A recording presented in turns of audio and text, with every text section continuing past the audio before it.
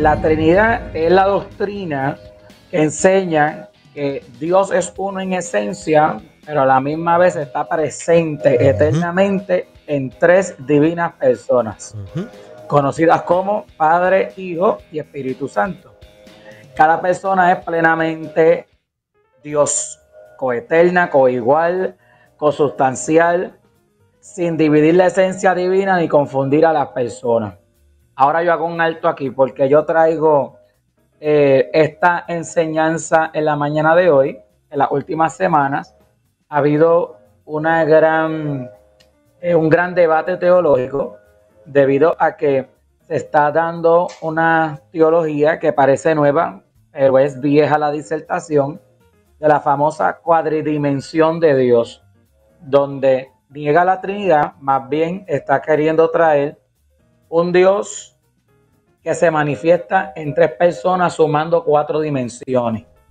Y esto suena como que bien teológico y hasta cuadra, pero esto es una manera de alejarse de la ortodoxia cristiana de la Trinidad, ya que eso es modalismo, pero eso lo explicamos más adelante. Pero ahora, mira, hay base histórica con esto. Aunque la palabra Trinidad es en la Biblia, tú no puedes buscar la palabra Trinidad como tampoco las otras enseñanzas que ellos hacen llamar como cuadridimensión, modalismo, arrianismo, etcétera. Esos son términos que nosotros ahora le ponemos para poder explicar unos fenómenos misteriosos doctrinales. Ahora, la Trinidad está presente en la Biblia.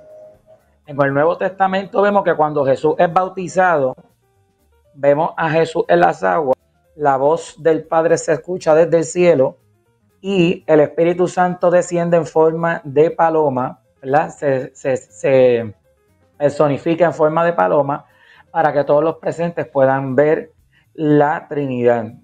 También vemos a Jesús que cuando nos dice que bauticemos, sea en el nombre del Padre, del Hijo y del Espíritu Santo. Así que no solamente es una observación del primer siglo de la iglesia primitiva, sino que también de antes de la iglesia primitiva ya se había visualizado la voz del Padre en el cielo, el Hijo hablando en la tierra desde las aguas y la paloma del Espíritu Santo, o la paloma en representación del Espíritu Santo. Ahora, saliendo un poco de lo que es la doctrina teológica, vamos a la base histórica. Vemos que los padres de la iglesia, tales como Tertuliano, en el siglo II al siglo III, fue quien usa por primera vez la palabra Trinidad o Trinitas, ¿verdad? En su concepto latinizado. Pero no es al 325 después de Cristo, en el concilio de Nicea, que se afirma la divinidad de Cristo frente al arrianismo. ¿Qué es el arrianismo? Pues Arrio era uno de los líderes de la iglesia de aquel momento que empezó a establecer, ¿cómo le decimos? Que el Hijo fue creado, Jesús fue creado y no es coeterno ni igual al Padre. Así que Jehová estaba por encima de Jesús y Jesús fue un profeta más que vino a la tierra y fue reconocido. Pero esto en el concilio de Nicea es rechazado. Sin embargo, también se levanta San Beliano, que entonces, luego de que se enseña la Trinidad, crea lo que se le conoce como el modalismo. Y es ahí que me quiero detener, porque esta idea que parece nueva, pero es la mayoría que los pentecostales y evangélicos, sin querer queriendo, terminan enseñando de una manera simple. Tú le preguntas a alguien qué es la Trinidad y te dice, pues mira, Dios es uno, pero en el pasado se presentó como Padre, en el Nuevo Testamento como Hijo y ahora está como Espíritu Santo. ¿Cuántos han escuchado esa explicación? Cierto. Sí. Cierto. Y honestamente suena bonito, pero no es correcto. Porque actualmente el ministerio del Padre, del Hijo y del Espíritu Santo son simultáneos. No dependen de fechas, siglos, eras o dispensaciones como las hacen llamar. Y lo voy a explicar ya mismo, ¿verdad? Un poquito más fácil para que todos entendamos el concepto. Luego en el 381 después de Cristo, o sea, casi 4 décadas después, tienen que volver a reunirse porque entonces pudieron poner la figura del Padre y la del Hijo en un mismo nivel, pero hubo que reenseñar e incluir la figura del Espíritu Santo. ya que Jesús pone que el ministerio del Espíritu Santo es tan importante que Él tiene que irse presencialmente de la tierra para que el Espíritu Santo descienda. Pues entonces, esto es algo importante. Esto no es una simple fuerza como, ¿verdad?, nuestros hermanos testigos de Jehová han querido enseñar que el Espíritu Santo es meramente el poder de Dios y no es una persona, ni tiene personalidad, ni pensamiento, ni mente. Ahora, trayendo, ¿verdad?, un resumen, monoteísmo es que creemos en un solo Dios, y esto es correcto, esto está en la Escritura. Por ejemplo, en Deuteronomio 6:4 dice: Jehová vuestro Dios es uno. Ahora, Jesucristo es Dios porque también lo vemos en Juan 1:1. En el principio era el verbo, y el verbo era Dios, y el verbo era con Dios, y el verbo era Cristo. Entonces Jesús es igual a Dios. Ya tenemos dos bases: que Jehová es Dios, que Jesús es Dios. Ahora, cuando vamos a Hechos capítulo 5, versos del 3 al 4, también afirma que el Espíritu Santo es Dios. Ahora, la única manera de poder hacer una dialéctica, ¿qué es eso, pastor? Que enseñanzas que parecen que se contradicen, cómo ponerlas en un mismo plano y que se complementen, eso es dialéctica. Pues entonces, ¿cómo hacemos esto? Tenemos en un lado al Padre, en el otro lado del triángulo al Hijo y en el otro lado del triángulo al Espíritu Santo. Así que las tres personas comparten una misma esencia, un mismo poder y una misma gloria. Dicho sea de paso, en la iglesia primitiva se simbolizaba la Trinidad como un triángulo, porque era un triángulo equilátero con lados iguales y ángulos iguales para traer la salvedad de que Padre, Hijo y Espíritu Santo eran uno.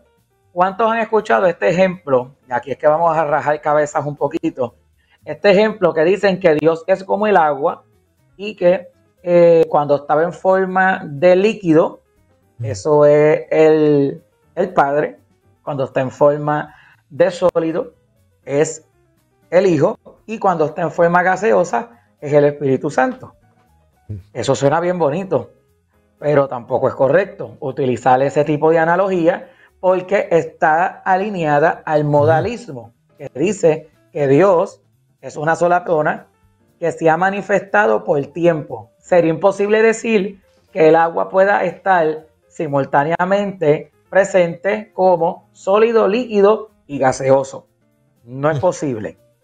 Así que, utilizando la misma fórmula del agua, me ha funcionado para explicárselo a los nuevos convertidos, jóvenes en especial, y incluso a los niños que están ya en elemental, que están utilizando, ¿verdad?, métodos. Yo les digo, mira, partiendo de la idea del agua, tenemos que el compuesto químico del agua es H2O. Y H2O, cuando están unidos, hacen ese enlace, hacen el compuesto que tú y yo llamamos agua. Ahora, ¿qué es el H2O? Dos moléculas de hidrógeno y una de oxígeno. Pues digamos que el Padre y el Hijo son las dos moléculas de hidrógeno y la de oxígeno es el Espíritu Santo. Si tú me separas una de esas moléculas, deja el compuesto de ser llamado agua. Pues de igual manera sucede con la teología de la Trinidad. Padre, Hijo y Espíritu Santo, los tres están presentes en todo momento, y cuando los tres en nuestra mentalidad la permanecemos unida, junta, coiguales, coexistentes, cosustanciales, ahí tenemos la fórmula clásica de la deidad de Dios manifestada eternamente como la Trinidad. ¿Qué les parece? Ahí hay muchas líneas que uno va escuchando, pero sé que es un tema muy complejo para muchos. Otros a lo mejor podrían decir eso es simple, pero preguntas que por ahí he escuchado, ¿verdad? Que parecen interesantes, que yo sé que usted va a tener algunas respuestas. Por ejemplo, Jesús oró al Padre. Al Jesús orar al Padre, si son uno, si es Dios, ¿por qué ora al Padre? Dele, que yo sé que usted tiene contestación para eso. Ahí entra otro concepto teológico que habla de la humanidad de Jesús y la deidad de Cristo. Cristo ya existía. Cristo es persistente. Por eso es que cuando Jesús, como Cristo, le habla a los fariseos y le dice que él conocía al padre Abraham, se forma la de San Quintín, porque ¿cómo es posible? Tú naciste los otros días.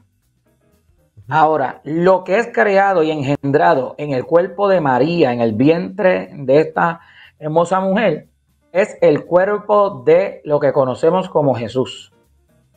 Y en ese cuerpo llamado Jesús es que entra Cristo, el Hijo, segunda persona de la Trinidad. Por eso es que cuando resucita en cuerpo glorificado, es que puedes leer las Escrituras, que allá no se dice, ¿verdad? En muchas citas no dicen ni Jesús ni Cristo, sino dicen Jesucristo.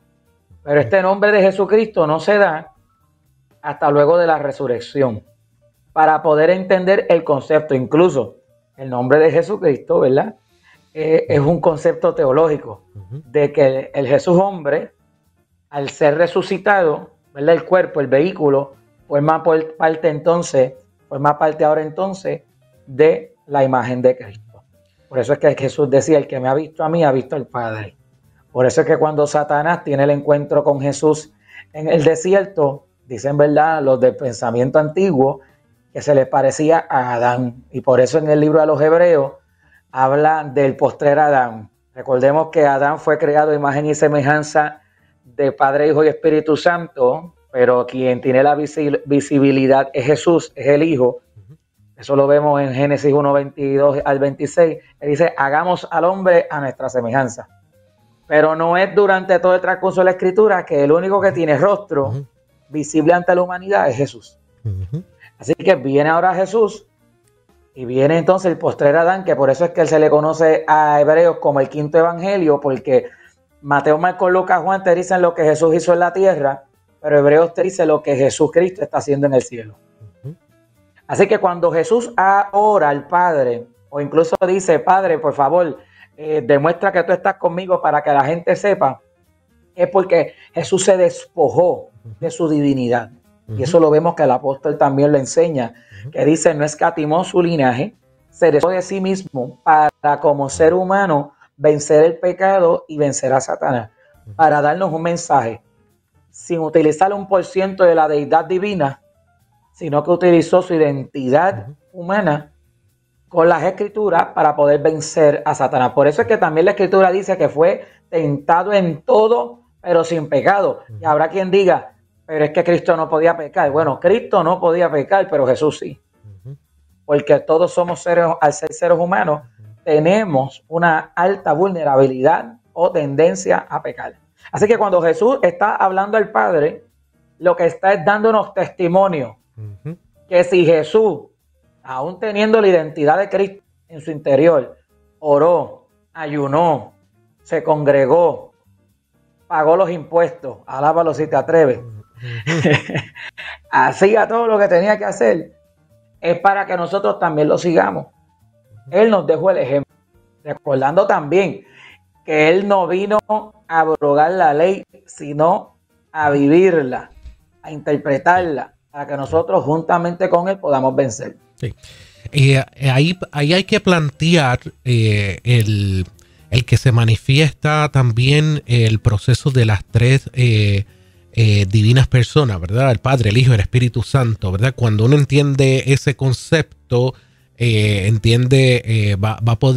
puede uno entender, ¿verdad? La unión de todos y la separación de todos, ¿verdad? En ese entendimiento que creo que nos va a coger tiempo poder a lo mejor explicar eso con más detenimiento. Yo creo que sale una segunda parte. Sí. Definitivamente. Antes de irnos, Jerry, ¿tienes una pregunta? Sí, yo creo que esta parte tiene que ir para mi pregunta va relacionada y tiene que ir en la segunda parte, porque es cómo incide esto en la salvación, en la mirada de evangelizar, y pongo el tema, cómo incide el conocer, el establecer lo que es la Trinidad en la salvación. Yo creo que eso va para la segunda parte, doctor. Sí, ahí hay un tema para... Sí, Sí, eso, mira, a dejarle, como digo yo, el capítulo abierto para la segunda parte. Mira, ¿cómo esto impacta la salvación? Vamos a soteriológicamente, eso es verdad, las doctrinas de salvación. Lo que te dice es creer en el Señor Jesucristo y serás salvo tú y tu casa. That's it. Pero, ¿cómo yo creo quién es Jesucristo? ¿Cómo se manifiesta Jesucristo? ¿Y cómo opera Jesucristo? Esto puede determinar mi salvación de la siguiente manera. Porque si yo creo que Dios Padre envió a Cristo y que Cristo es parte de Dios, y que Cristo está conmigo en mi corazón por el Espíritu Santo, y que el Espíritu Santo es quien está conmigo para arriba y para abajo, va a ser una manera de perspectiva, ¿verdad?, más abierta para yo poder vivir el estilo de vida cristiano.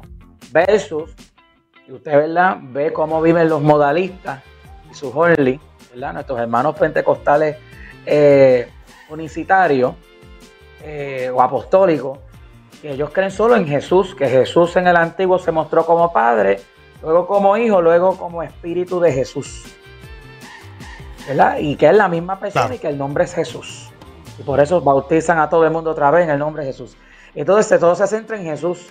Y cuando tú los ves, pues tienen que hacer muchas cosas, muchos ritos, muchas dogmas para poder obtener la salvación. O nuestros hermanos testigos de Jehová, que creen en Jehová, Cristo es el Mesías, un ser humano, y no existe Espíritu Santo. Y cuando llega un diagnóstico de cáncer, aceptan el diagnóstico porque ya no hay milagro.